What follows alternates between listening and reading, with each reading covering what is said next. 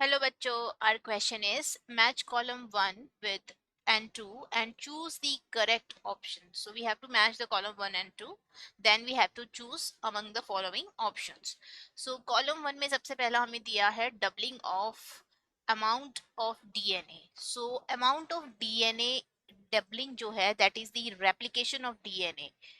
Replication of DNA DNA replication होता है during the synthesis phase of DNA या S phase of cell cycle. Interphase की जो S phase होती है उस दौरान डीएनए की डबलिंग होती है but the chromosome number still the same. Second one is separation of chromatids.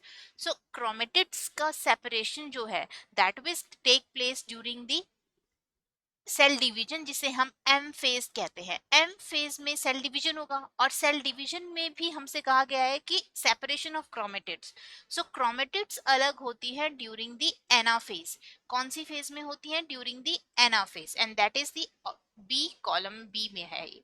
Doubling of number of cells, तो सेल्स का नंबर डबल हो जाना यानी कि डॉटर सेल फॉर्मेशन। तो डॉटर सेल फॉर्मेशन कहाँ होती है?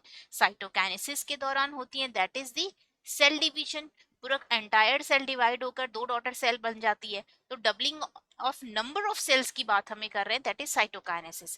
कंटिन्यूएशन ऑफ सेल ग्रोथ, तो सेल ग्रोथ जो है that is take place in G2 phase and G1 phase. G1 और G2 में ही ग्रोथ होती है।